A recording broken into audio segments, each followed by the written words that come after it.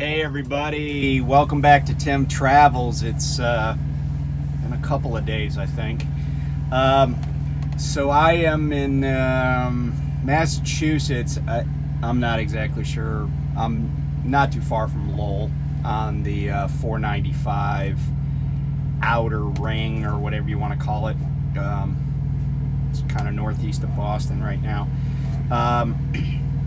So to catch you up, I spent 21 hours at the 90 in Prairie du Chien, Wisconsin. I picked up a load over in Ottawa, Illinois, a fresh meat load, and it was 2 stops, and I actually got it to the first stop, the O2, like over 7 hours late. Like, I drove as fast as I could, and it was just like kind of a bridge too far. Now I did pick it up at the very end of the window, but if you've ever picked up at Tyson in Ottawa, you know the end of the window is often when they get the trailer loaded. I probably could have got it a few hours early, but I stopped to see some family in Iowa who had made a birthday cake for me and gave me some presents. So it was important that I do that, and I'm glad I did. So anyway, I pick up, like I said, at the end of the window. I just haul butt over here. My first stop was in Massachusetts, in Hatfield. So I get there, I'm set, and I try to get this load repowered, by the way. Because I have a trainee approved, but I need to go down to North Carolina to snag him. So I was trying to get the load repowered by somebody that had the hours to get it there on time, and then get a load headed south out of, like, say, PA. But there was nobody to repower it. So my fleet manager's just like, hey, get there as soon as you can and do your best. I'm like, okay. So I get there, I'm 7.5 hours late, 7+ hours. I go to the gate, I give them my bills. They're like, yeah, just give us your phone number, go park over there, we'll call you when we're ready. They didn't say a word. So I go park, and I'm like, and this is a little bit after noon yesterday. And I'm like, and so I said to my fleet manager, I'm like, hey, I'm parked. There's lots of trucks still here. They're clearly working stuff. If I get out of here by midnight, I'll be able to make my 90 on time, which was just a couple of pallets going to Walmart in Lewiston, Maine. So maybe a half an hour later, 40 minutes, I get a call. Here's your dock. So I bump the dock. I was out of that place in 2 hours. So I just did another 10, went over to my 90 in Lewiston, and got that taken care of. Did another 10, and I've now got a load on my back that's going to New Jersey that I just picked up over in New Hampshire. So that's kind of an update on what I've been doing. And let me just, before I get started on anything, like super in detail, I want to say this. I get comments from all sorts of people, and a lot of times people talk about like my intro to what I'm talking about, whether it's, a history thing or a geography or whatever it is, right? And so the other day, and I did a video about the situation with the trainee that I wasn't going to let on my truck. And before that, though, I talked briefly about Beyonc and it being her 40th birthday. And I'm not a huge Beyonc fan, but lots of people are. I like her music, but it's not really my thing. But I do like a lot of her songs. But it's just kind of fun, right? It's like it's somebody's birthday, it's somebody that's famous. You know, there's a very limited universe of people that have performed at the Super Bowl, let's say, or won a bunch of Grammys. So anyway, you know, people like, and this has happened more than once though, people respond like super negatively to that. Now, I don't really care that they do, because I'm going to continue doing it, because I'm getting ready to do that right now. But I really wish that if you don't like the content, don't watch. I mean, that's just, you know, like there's lots of stuff I don't watch because I don't care for the content. It's not how I want to spend my time. And I can appreciate that. This is a channel that a lot of people seem to like. I have people come up to me and say they like it. They like the history stuff. They like learning about things. They're curious about why I'm curious about things. So it's kind of fun. And I really do think there's this paucity of just general knowledge about the world we live in. So that's just my little way of helping. So with that in mind, I got to tell you a quick story. Yesterday, a man, and I won't give his name, but he came up to my truck and he was kind of a little bit animated, and he was pointing at me, and he gets out and he immediately out of his car. He parks his car in front of my truck at a truck stop, and he's like, "Hey, you're Terry. You're from Tim Travels," and we talked for quite a while, and then he left. But he did say he was going to come back and shoot the bull some more. And I'm like, "Yeah, sure, I'll be up." I wasn't like super tired. So he comes back a while later, and he brings me like a quart basket of freshly grown tomatoes that he picked up at a stand.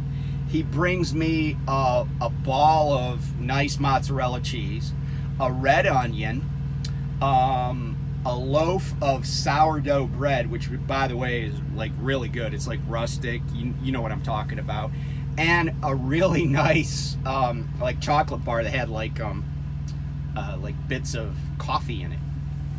And I offered to pay him, and he was like, no, it's okay. And he loves Prime. He watches a lot of the driver YouTube channels.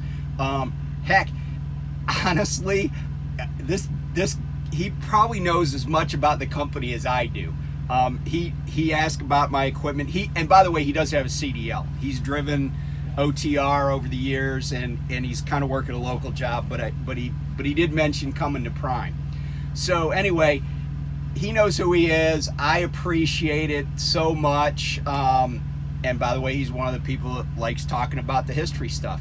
And somebody that he mentioned to me was a woman named Mary Lyons, and I'll come back to her in a minute. But anyway, so I just appreciate when people say hi and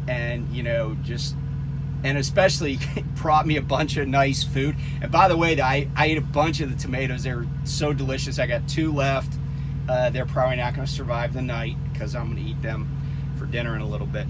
But I really do appreciate it. It's nice to have that interaction and just talk to somebody at length. So I want to talk about a couple of things. So New Hampshire has some really unique road signs, and here's a look at one of them. This is just a picture I pulled off the web, but take a look at it, and especially look at the left side of it, and I'm going to explain what that is in a second.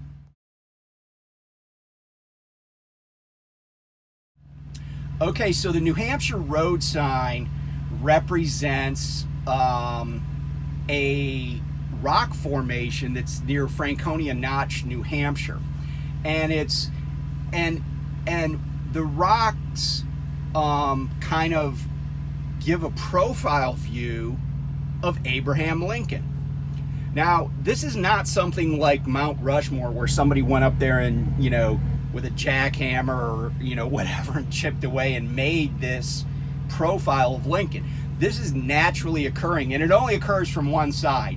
But that's what those signs are. That's a big deal in New Hampshire. New Hampshire's the granite state, so it's kind of interesting that there's this this noteworthy rock formation on their road signs, but that's why those signs look like that. Some states, you know, they have rather pedestrian signs. Pennsylvania's, for example, is that shape is called a keystone. Pennsylvania's a keystone state. Anyway, so New Hampshire, Granite State, that is Lincoln's profile. It's up near Franconia Notch. New Hampshire, wonderful state to visit. A lot of cool stuff there. Same with Vermont. Vermont's a green, and I wasn't in Vermont, but I'll just tell you, Vermont's a Green Mountain state, which is really interesting, and I think that comes from the Green Mountain Boys, who I mentioned when I was talking about Henry Knox recently. But the White Mountains are pretty damn cool too. I've driven through there in the dead of winter,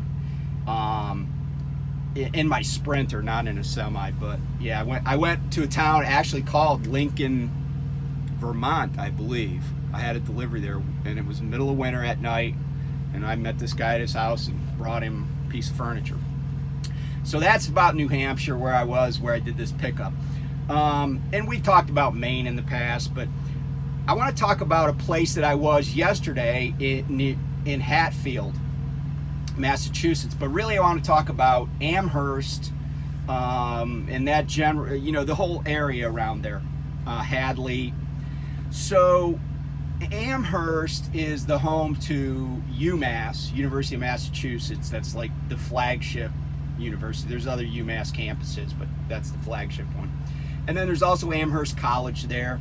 And then just adjacent to that is a town called Northampton, which is a great little town. And Smith College, which is one of the premier liberal arts colleges in the country, is located there. And so it's just a really cool area. It's a lot of great activity going on. It's a great place to visit. But I wanted to talk about somebody who was born, raised, and who died in Amherst when she was 55 years old. And that, of course, is Emily Dickinson. Now, I say, of course, if you don't know who Emily Dickinson is, you really should at least know the name. And here's why I say that. Emily Dickinson was a poet, and she was very reclusive, and she was from a prominent family here in Massachusetts, and her great grandfather was one of the founders of Amherst College. Her dad was a trustee at Amherst College. She had a lot of relationships to Amherst, but she was a brilliant poet who really wasn't discovered during her lifetime. Now, it didn't necessarily matter that she get discovered during her lifetime, but it was a shame she wasn't. Although I don't know that a lot of her work would have been recognized for its brilliance by her contemporaries. There were a few of her, like maybe 10 poems published during her life and like one letter. But she was a prolific writer, and she's generally regarded as one of the great or greatest American poets ever. And you know, she wrote about 1,800 poems, all while in her family's home, and most of the time while just in her bedroom, where she was kind of a recluse. She died at the age of 55, and she suffered from Bright's disease, and you know, she's just not super well known. And by the way, I want to put a picture of her up too. So here's a picture of Emily Dickinson. You've probably seen her picture before.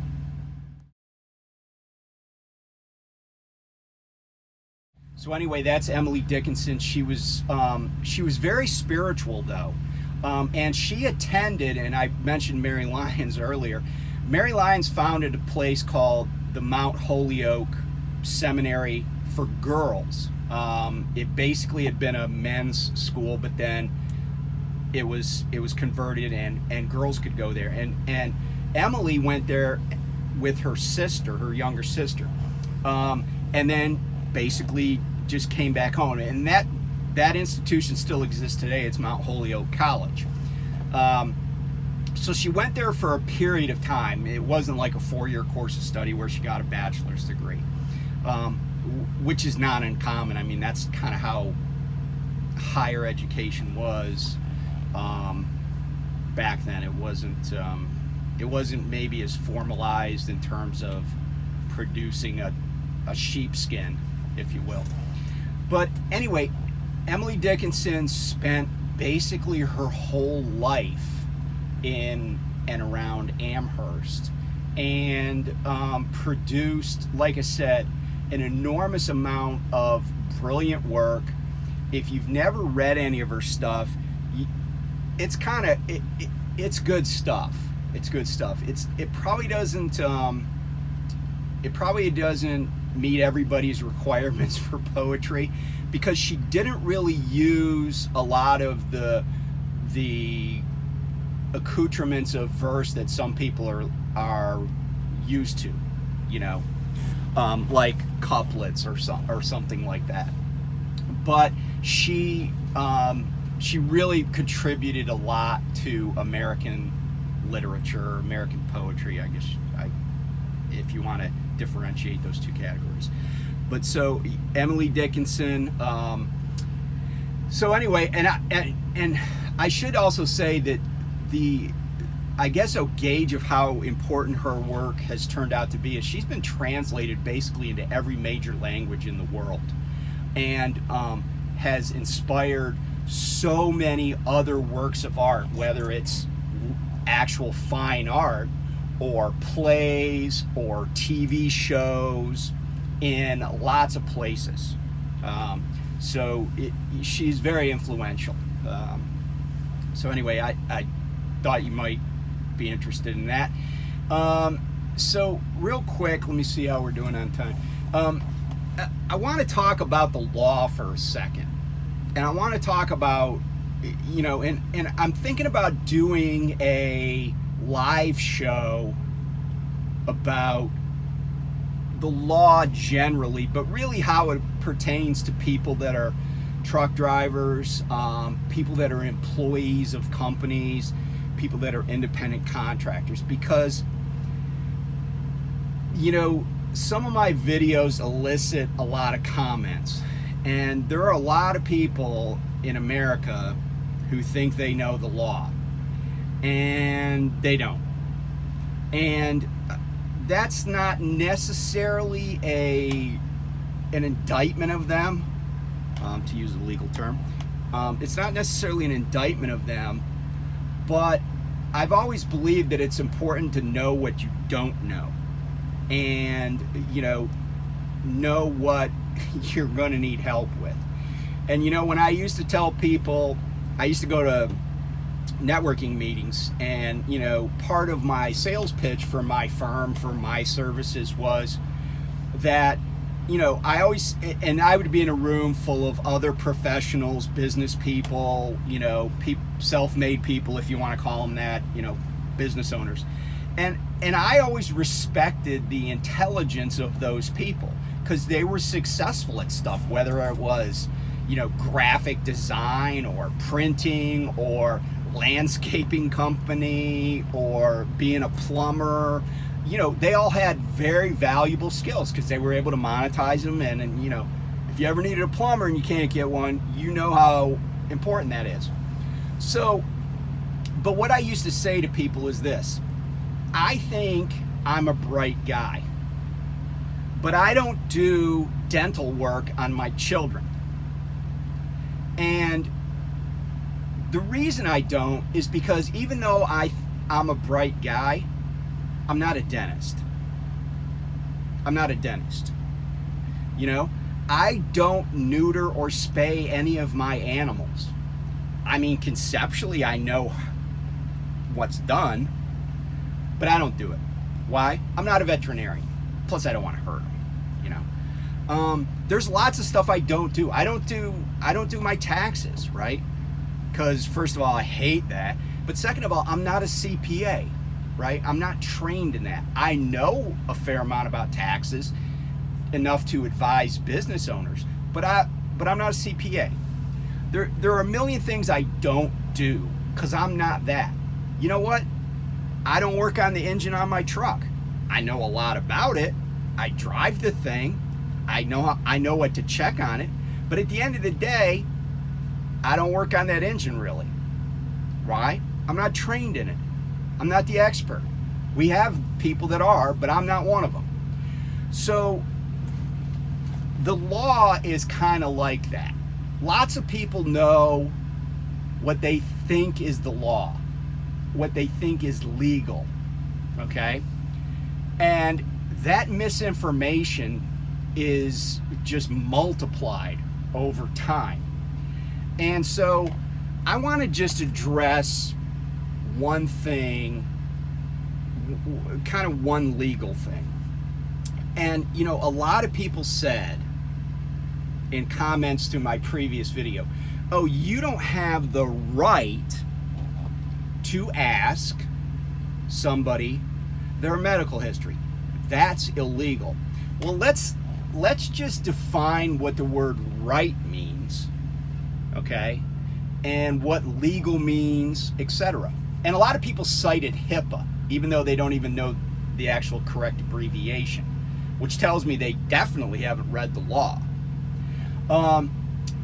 But so a right is something that is given to you by statute often, right? The Constitution, and oh, by the way, if you use the words Bill of Rights, like I had somebody the other day that said I was doing stuff that was contrary to HIPAA, the Bill of Rights, and the Constitution. First of all, they were wrong about all of that. That's just not true. But second of all, they said the Bill of Rights and the Constitution. Newsflash, the Bill of Rights is part of the Constitution. It's part of the Constitution, okay? It's actually the first 10 amendments to the Constitution. Now, I know there's a lot of people in America that think that there's only one amendment, and that's the second. The second. But there are actually 27 of them. And they're all important, because guess what? It's a pretty big deal to amend the Constitution. Anyway, so there are rights, and then there are laws. Now, you can violate the law in a criminal way or in a civil way, okay? And there are criminal penalties for violating the criminal code, right? Like you don't have the right to shoot your neighbor. But, and this is a pattern too in the law, by the way. Statutes will always outline what a law is. Four corners, right, of a law. And then there'll oftentimes be lots and lots of exceptions. Like you might have heard of the hearsay exception. Well, there's actually a ton of exceptions to the hearsay rule. And that rule is it's in the federal rules of evidence. It's also in state rules of evidence, etc. And there are all sorts of rules, I mean tons of rules that trip people up that have the force of law, but they're not called laws, they're called rules. Like the rules of civil procedure, the rules of criminal procedure, right? Which is different than criminal codes. So I don't want to get too deep into the woods on this, but let me circle back to rights and law.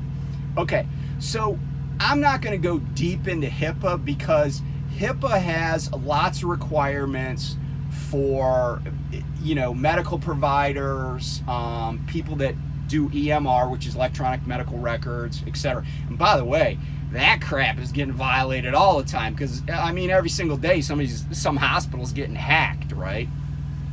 Your medical records are, that's the irony, right, of all this stuff. Your medical records are all over the damn place. There's some dude in freaking Kiev that's looking at your medical records, right? Because they're hacking, they're dropping malware, ransomware all over the damn place. It's just an epidemic of that crap. We got a serious cyber security problem in this country because we really haven't been serious about it. But I digress on that. So let's go back to HIPAA. So I've had some, I don't want to exaggerate, but at least 1 million people comment and say, you don't have the right to ask somebody about their vaccination status. Okay, so let me tell you what rights I have. I have the right to ask anybody, anywhere, any question at any time. I can ask any question. Now, in certain circumstances, right, questions directed at certain individuals could fall under a classification of maybe they're maybe they're a CIA analyst, for example, and I say, hey, if I gave you $20,000, will you give me classified information? Well, that's but see, that question, I have a right to ask a question, but that question then is a solicitation to commit espionage. Okay, that's illegal. Okay, that's illegal. If I ask, let's say I had a female on my truck and I said, hey, why don't you tell me what sex positions you like the best? That would be illegal because that would be creating a sexually harassing workplace. So that would be illegal. But if I just said, hey, do you like hamburgers? Even if they're a vegan, right? Even if they have PTSD from seeing cows slaughtered, that question is not illegal. And I have the right to ask that. Hey, you want a hamburger? Now, if I know all this stuff about that person, it wouldn't make it illegal. It would make it cruel. It would make it unkind, but it wouldn't make it illegal. So me asking a potential employee about certain medical information, vaccine status, what if I said to them, hey, do you need kidney dialysis? That's a fair question. Now, if they answer me, and by the way, all of this is predicated on the notion that you don't have to answer a question that you are asked, right? You don't have to answer any question. And I'm not even talking about, your rights under the Bill of Rights, under the Constitution, your Fifth Amendment rights, your Sixth Amendment rights, none of that, no criminal procedure. I'm just saying you don't have to answer a question. You don't have to answer anything. You just, keep your mouth shut, remain silent, as they say. So if this trainee didn't want to answer me, right, I would decide based on his unwillingness to answer my question whether or not I wanted him on the truck. If I said, hey, are you vaccinated for COVID? And he says, I don't want to answer that, I would say, okay. That would be the end of it. I wouldn't probe further. I'd just be like, okay, that's cool. And then at that point, I would make a decision about what I wanted to do. But nobody has a right to not be asked something, right? I can't, here's an example, right? I can't prevent anybody from asking me a question, but I can always prevent somebody from getting an answer from me for their question. That's not just how the law works, it's kind of how the world works, right?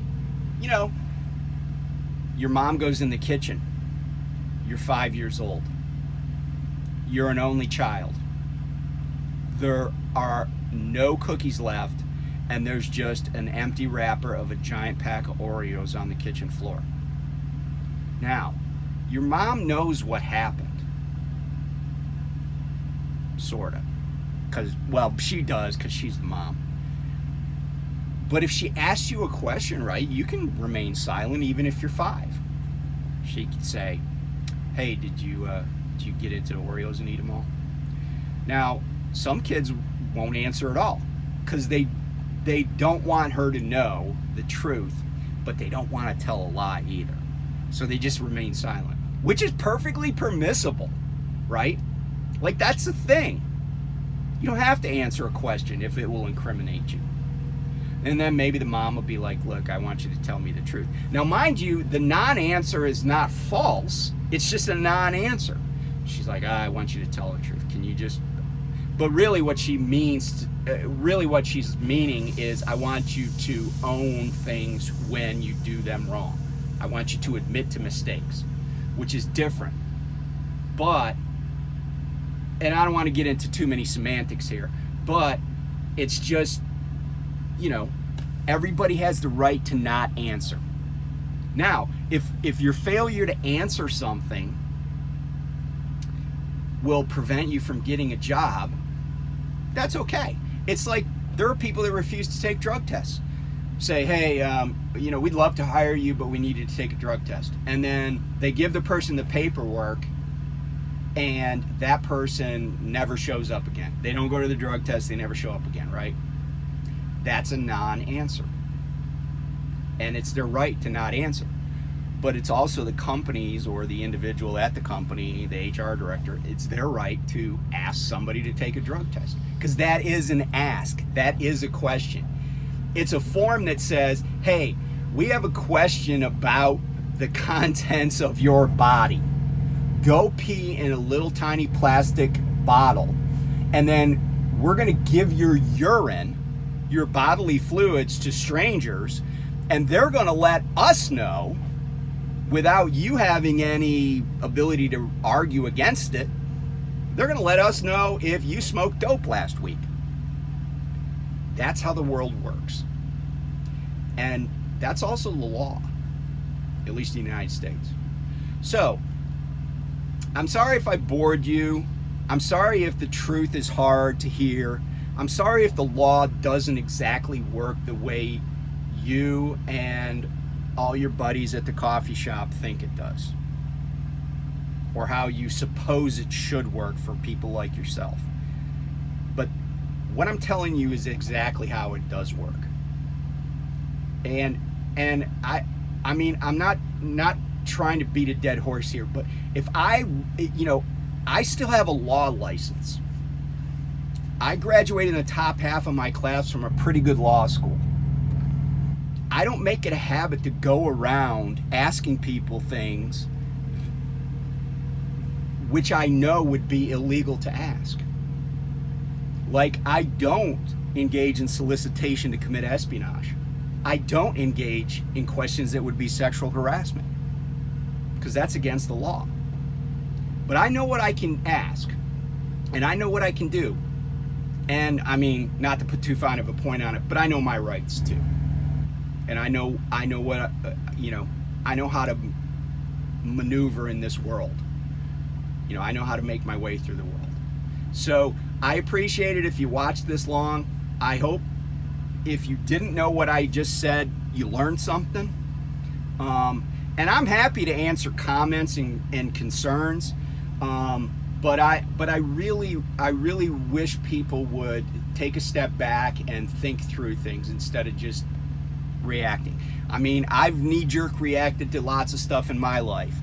And I'm fortunate that I've had people like my law partner, my wife, my kids, co-workers say, Terry, I think you need to take a step back and think about this. It's been good advice for me. I hope it'll be good advice for other people. So, hey, thanks for tuning in. I'm going to let you know, we'll talk some more shortly. Be safe. Northeast is getting a lot of rain today. But anyway, thanks for tuning in. I appreciate everybody.